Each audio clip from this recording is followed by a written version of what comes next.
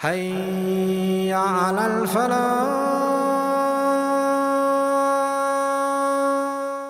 I will continue to forgive for as long as my worshipper continues to seek forgiveness. Did you hear that?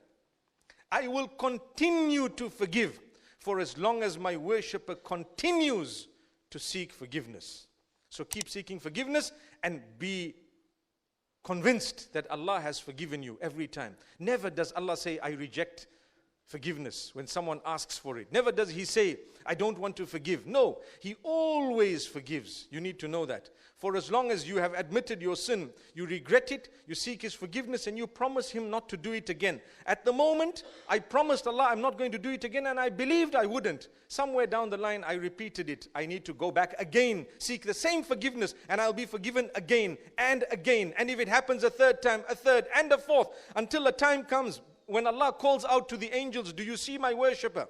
He keeps seeking my forgiveness because alima abdi anna lahu rabban ya'khudhu bidh-dhanbi wa yaghfiruh ushhidukum anni ghafartu lah. My slave now knows that he has a Lord who can either forgive him or punish him. That's why he keeps seeking my forgiveness. I want you to bear witness that I have totally forgiven him completely. Mercy of Allah. Keep repenting to Allah. No matter what you've done and how many times it's been repeated. But when you seek the forgiveness, make sure you're genuinely saying, I'm not going to repeat this again. May Allah strengthen us so that we can fulfill that promise unto Allah. So, this Adam alayhi salam, he happened to sin. When he sinned, immediately his body, his private parts began to become exposed. They were covered in a way Allah knows best by his own body. And thereafter, he became ashamed of himself. They quickly took leaves of the trees in order to cover themselves. Because when a person sins, my brothers and sisters, they're automatically conscious of whether someone's watched them or not. If they have belief in them and they have a slight consciousness of Allah, they will never commit a sin openly and publicly. The hadith of the Prophet ﷺ says, people will continue to be upon goodness for as long as they don't openly and proudly sin. That's why when someone sins behind closed doors, it's bad enough, but it's not as bad as a person who sinned openly out in the public. You remember this, because it's part of your nature. What made you sin privately? Because you're a believer. That's why I sinned behind closed doors. I didn't want to sin openly because I don't want to encourage others to sin. I'm sinning behind closed doors. And I know it's bad and I know I'm not supposed to. But you know what? Because I'm conscious of Allah. And yes, I don't want others to think bad. I'm a believer. If you're not a believer, you wouldn't even bother. That's why the hadith says, إِذَا سَرَّتْكَ حَسَنَتُكَ وَسَاءَتْكَ سَيِّئَتُكَ فَأَنْتَ مُؤْمِنٌ. If your good deed makes you feel happy and your bad deed makes you regret, then that's a sign that you're a true believer. We all commit bad deeds, all of us, to different levels. No one can say, I don't. No one can say, I'm spotless, sinless. No one can say, I've never done something wrong. Every one of us, myself included, we do things sometimes that we would be embarrassed of had these things been exposed. But different levels. Some people do major things. Some people do minor things.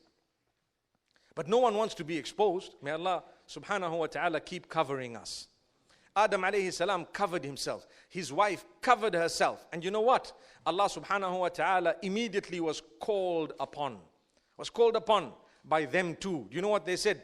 قَالَ, the two of them said, رَبَّنَا ظَلَمْنَا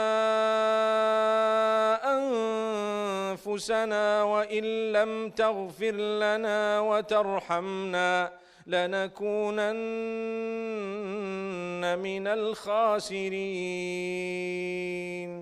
O our Lord, we have wronged ourselves. We have wronged ourselves, and if you don't forgive us, and if you don't have mercy upon us, we will be the losers. So Allah says, we have forgiven you. We have forgiven you, O Adam. Now you can go onto the earth. And now you know what to do. If ever you do something wrong, turn back to me. Subhanallah. That's what we were taught. So Allah wanted to show Adam what is to be done. That's why He kept him in a certain place. And the consequences of what he did, yes, he faced them, but Allah forgave him. And thereafter Allah sent him onto the earth. When he came onto the earth, the lesson was for all of us that look, you are the children of the same Adam. Wherever you falter, learn to turn back to Allah. He will still love you because He loves those who seek forgiveness. You cannot seek forgiveness if you didn't have a sin. Whoa. When you hear, Inna Allah yuhibbu tawwabina, Allah definitely loves those who keep seeking forgiveness. Wouldn't it make sense that if we were perfect, we wouldn't seek forgiveness? Which means you've committed a sin, keep seeking forgiveness for this sin, for the next sin, for the next sin, and that's how you should lead your life right up to the end. And that's why the hadith says, At-ta'ibu min al-dhambi kaman la dhamba lah. The one who seeks forgiveness from a sin is equivalent to the one who hasn't committed the sin, especially when they do good deeds thereafter. You know, there are two things. If you say, oh Allah, forgive me, you're forgiven. But if you say, oh Allah, forgive me, and you change your life, then Allah says, hang on, I love you so much, you change your life for me. I'm going to take all your bad deeds you've done in the past, and I'm going to convert them into good deeds on the right side of the scale, and I'll present them to you on the day of judgment as good deeds. But why? Because you quit them only for me. Isn't that a good deed? Subhanallah. A person committing a bad deed for years on end, one day they decide, I'm not going to commit this anymore. What made them decide that? Because of Allah? So Allah says, you deserve credit for that, don't you? If you've changed your whole life for Allah, you had a bad habit, you were on drugs or whatever else it might have been. So many bad habits, hooked onto porn, for example. Bad habits, may Allah forgive us and strengthen us and our offspring, our children, our siblings and whoever else. Even parents from amongst us have similar habits sometimes. Do you know what? If you quit it for the sake of Allah and you each time you're tempted and you don't go, Allah's going to reward you big time. Big time. That's a fact. Because you know it's tempting, but I didn't do it. Why? Because of Allah. I used to do it in the past. No more. Allah says, hang on. It was so easy for you to just have done it. But because of me, you're not doing it. I'm going to take all the sins you've committed in the past. I'm going to convert them into the right side, into good deeds. Because, subhanallah, for my fear, you've quit it. And not necessarily the fear of Allah. Some people quit sin because they fear Allah. But I tell you what, you quit sin because you love Allah. That's a higher level. Much higher level. If someone says, I quit sin, I love Allah, look at what He's given me, look at what He's provided me. I've got a nose, I've got eyes, I'm breathing, I've got a brain, I've got so much, mashallah, tabarakallah, I'm looking forward to Jannatul Firdaus, and I love Allah so much for what He's bestowed upon me, and even the tests that He's challenged me with, for example. I will go through it by His help, and I love Him, therefore I'm not going to sin, or I'm going to turn back to Allah, I'm going to seek forgiveness. That is amazing. That is a beautiful way of looking at things. Some people, they do good deeds because they want to go to paradise. Some people stay away from bad deeds because they want to go to paradise. Some people do good deeds because they fear going into hellfire. They don't want to go into hellfire. So they keep doing good deeds whenever they think of hellfire, right? But you know who's the best of the lot? Those who do good deeds and stay away from evil because of their connection with Allah, their love of Allah. They just love Allah subhanahu wa ta'ala. He will give you both. He will give you paradise and save you from hellfire. May Allah subhanahu wa ta'ala grant us ease. So, on earth, we have been given bodies that we will not have in the hereafter. Did you ever know that? The body you have and I have right now, the brain, the mind, the eyes, the noses, the tongues, the lips, these bodies that we have right now, we're not going to be having them in the hereafter. In the hereafter, you go to Jannah, I go to Jannah, we will be having perfect bodies, not made of the soil and the dust of the earth. How will it be made? Allah knows best. What the height is, some hadith have made mention of. How it will be? As per your liking. Whoa. You're going to look as you like. Wow. Imagine flicking through the Instagram filters and you're just checking. And that's really you. Oh, wow. So paradise on earth, you think. No, Allah says, hang on. It's better than that. It's way beyond that. Everything can change. You know, that filter only changes to a certain extent. And it's false. And it gives you a fake sense of looking hot or whatever else it might be.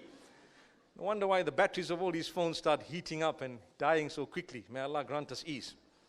But subhanallah, in the eyes of Allah subhanahu wa ta'ala, you will have what you want. And you know what's the beauty of it? If you are looking at someone, you will see them the way you want to see them, and they will be the way they want to be, even if the two are different. Allahu Akbar. Because someone was telling me that if I am going to be with the same husband of mine in Jannah, I'd rather not go there. I said, so you want to go to hell? You want to go to hell? They said, well, I don't know what to say, but you know, it's as good as hell with this guy. And then I said, you know what? You will be for each other as you want the other to be, and you will be for yourself as you would like to be, and each one. And they say, but how? I said, I don't know how. I just know I've got to get to Jannah. That's all. I've got to go to Jannah. If I were to ask the young people, what would you like in Jannah? Say something you want in Jannah. What would you love to have in Jannah? Tell me. What would you love to have in Jannah? Say it. Yeah, I'm asking you. Say. Supercars. Wow, I was waiting for that answer. Right. Supercars. We're living in 2018. Name a supercar for me. Lamborghini. Allahu Akbar. Can I tell you what? That Lamborghini 2019, let's give you the 2020 Lamborghini, the latest one. In 2050, you will not want it yourself. Do you agree? You won't want it yourself. You're going to say, wow, what a crappy choice. Imagine everyone's got the latest stuff in Jannah that you mind-boggling. And you've got a Lamborghini. A'udhu billah. La hawla wa la quwwata illa billah. What a joke. Allah, are you getting my point? I tell you why I say this. Nothing that's on earth qualifies to go to Jannah. Nothing at all. When you came alone. Everything you've used on earth is from the earth. Completely everything, 100% of the stuff you have here is from here. Can I tell you what? Your leather is from the animals. The cotton from the ground. What else? The food you eat from the same ground. The Lamborghini, the metal is from the mined, from the mountains. What else? What else do you see in the car? All of it. The fuel is from the ground. Everything. Nothing came from Jannah besides the black stone we have and the piece of Jannah in Medina. But that too is of a different level. Imagine nothing that's of benefit to you here is from Jannah. You don't even know what's Jannah, and people are saying, I want this in Jannah, that in Jannah. I'll have the best kitchen in Jannah. Sister, you don't have to have a good kitchen in Jannah. You just have to think of what you want to eat and it's going to be in your mouth. Subhanallah. What kitchen would you like? Subhanallah. Thank you so much for listening to this short message. I pray that it has